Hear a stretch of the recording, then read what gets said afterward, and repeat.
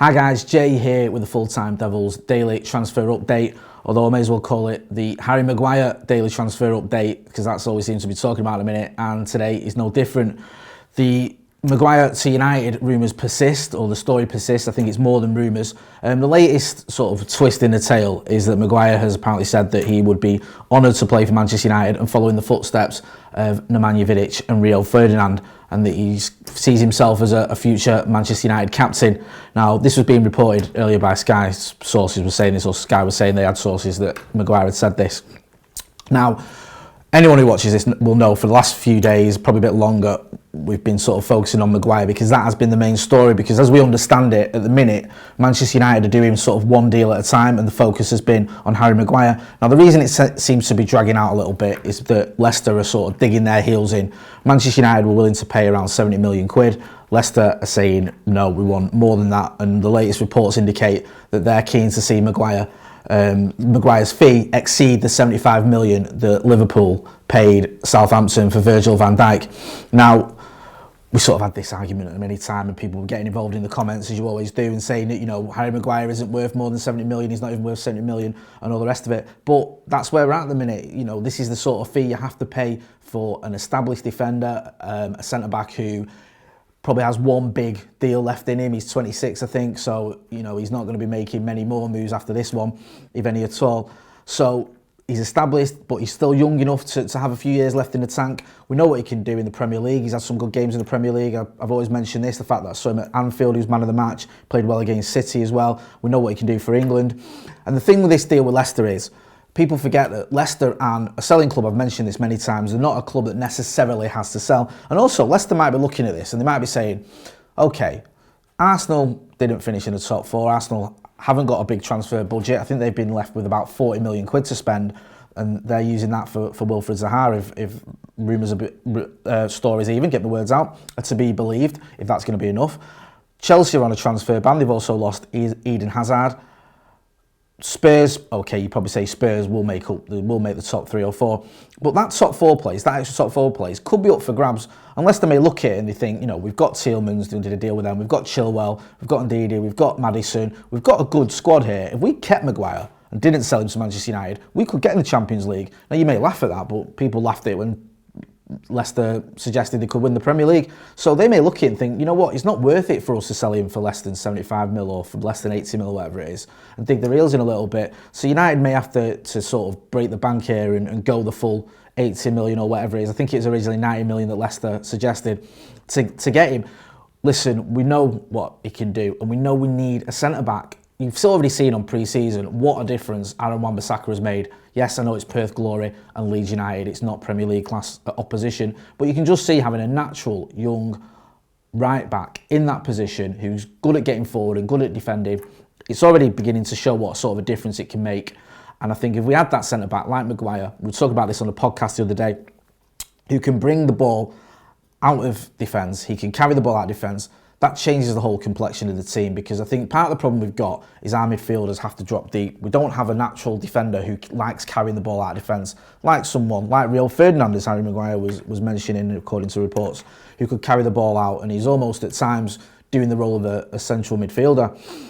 If you have that in Maguire, then the likes of Pogba, the likes of Fred, don't have to come so deep all the time. We've seen it so many times with Paul Pogba where he's deep in our half, and I know that sometimes that was because Mourinho told him to play there, but even so, after Mourinho left, we still saw Pogba coming quite deep. Fred does it a lot. He comes really deep to get the ball. And I think if you had that defender, that centre-back who can carry the ball out, it changes the whole complexion of the team. So I think Harry Maguire, for his leadership capabilities, for his defensive capabilities, and the fact that he can carry the ball out of defence as well, we've got to pay it. We've got to get the deal done, because I think that could make such a massive difference to this Manchester United side. We've had quite a positive pre-season so far in terms of, okay, easy wins against relatively mediocre opposition, but the camp seems happy. Yes, there's players that perhaps want to leave, but Ollie seems to have everyone sort of working together. So if we could bring in Harry Maguire, I think that'll build on the sort of the positive pre-season we're having so far. Another player that United have been linked with is Sean Longstaff. Now, this came out of the blue a few weeks ago. United were in for Sean Longstaff. I'll admit, I didn't even know who he was. I had to Google it. I didn't really know much about him. Yeah, he plays for Newcastle, but I didn't know anything about him other than that. Now, at the time, the sort of figures being touted were around the 20 million quid mark, which made sense. He's a youngster, I think he's 21. Premier League experience, albeit only 8 games. Okay, makes sense if United are going down the route which we look like we were going with the Daniel Jameses and the Aaron Wan-Bissaka's of buying young players. But then this fee has suddenly escalated, excuse me. So now it's being quoted as around £50 million, which for a player that's played 8 Premier League games is ridiculous. Now, Steve Bruce took over at St James's, and he's apparently told Longstaff that he's part of his plans and he doesn't want to sell him. Listen, if Newcastle want 50 million quid for him, I don't think United should be going for that. I mean, yes, he may turn out to be an absolute worldie, but the jury's well and truly out. We don't know, and you can't really tell after 8 games. If he was a bargain, if he was like a Daniel James where you can take a punt on him, absolutely. But to pay 50 million quid, if that's what it's going to take to get a player that's played 8 Premier League games, then got injured with knee ligament damage, it just seems like a bit of a risk not worth taking. One risk that is, well, less of a risk, but is worth taking is Bruno Fernandes. Now, this again has been rumbling on for months. Now, the common sort of story going on is that United are doing one deal at a time. So we did James, then we did Wan-Bissaka, now we're doing Maguire. That's why I'm not doing anything on the Fernandes front. That's been put on the back burner. But the Mirror were sort of claiming that United are ready to make a bid for Bruno Fernandes. Now, they're getting this from Portuguese press. Portuguese press have been pushing this Bruno Fernandes to United line for quite some time, and the rumours are now that a bid is imminent. We keep hearing that anyway, but the United are going to make a bid today that they know they can't keep stalling because other clubs are going to come in for him. Whether that's going to happen remains to be seen. I've said all along, Bruno Fernandes, would love to see him at United. I think he scored 30 goals last season from midfield. 24, he's the right age. Sporting Lisbon, he's a club that you'd expect to be able to do a deal with. Even if we keep Paul Pogba, which I'll get on to later, I think we should be going for Bruno Fernandes. I think he's a top talent. Whether it happens or not, well, it remains to be seen. We were talking on a podcast the other day, and a few of the lads were suggesting that Harry Maguire may be our last piece of business, but we need to get a midfielder in. The fact that, you know, we lost Herrera obviously in the summer, we lost Fellaini when Oli took over. To lose 2 midfielders and not bring one in, to me, just seems crackers. But we'll have to wait and see what happens with that one. Again, it's one that's been rumbling on. Other clubs have been linked with him as well, so United may end up in a bidding war, which is the last thing we want. Talking of midfielders, one midfielder that doesn't seem to be going anywhere is Paul Pogba. Now, we know Paul Pogba said he wanted a new challenge.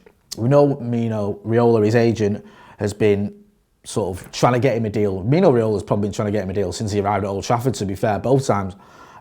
He's trying to get him a big money move. Now, Raiola's been quoted as saying about Pogba's move, I live my life day by day. This is what I can say. Today I'm here, tomorrow I don't know. I mean, it's all very Ronaldo 2009-esque. It doesn't really mean anything. Raiola, I think, personally would love to get Paul Pogba a 150 million quid move so he could have his pound of flesh and get a big chunk of that money. The trouble is no one's paying the money for the Paul Pogba. United digging the reels in. They want around 150 million. No one's going to pay it at the minute. Real Madrid haven't really got that after the summer spending spree they've been on.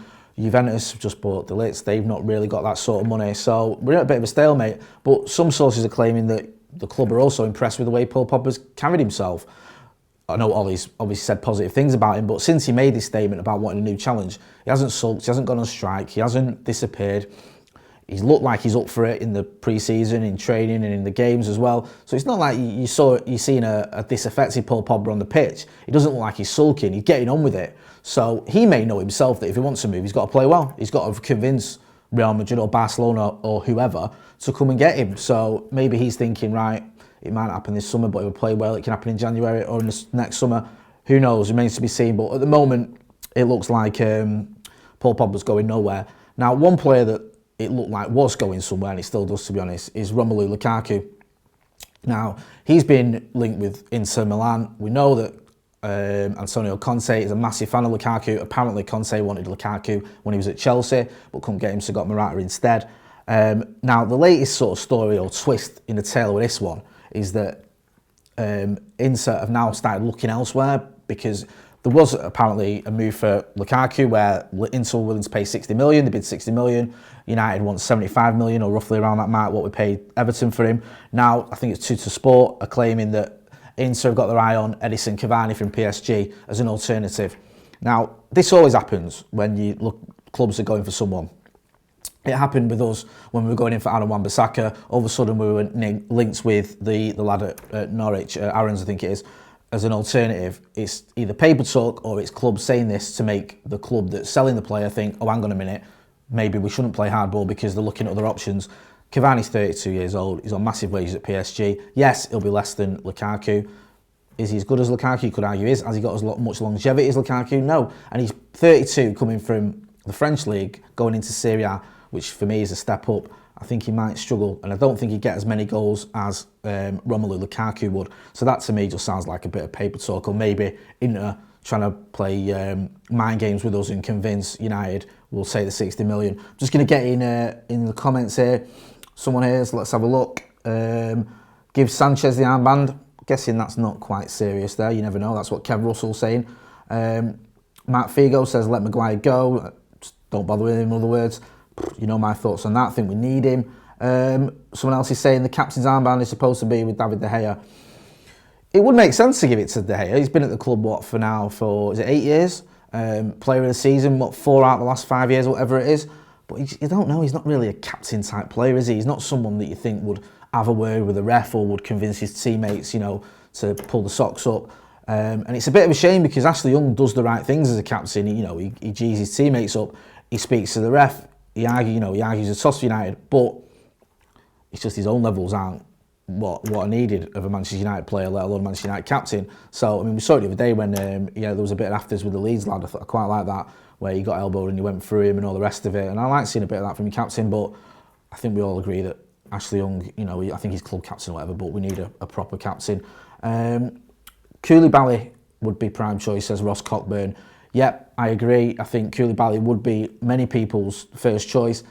I'm actually in two minds. I know Koulibaly's probably a little bit better than Harry Maguire, but he's a little bit older as well. And I think Harry Maguire comes straight in and hits the ground running. Koulibaly may take a little while to get going, and then people can start panicking if he doesn't have a worldie in his first game or whatever.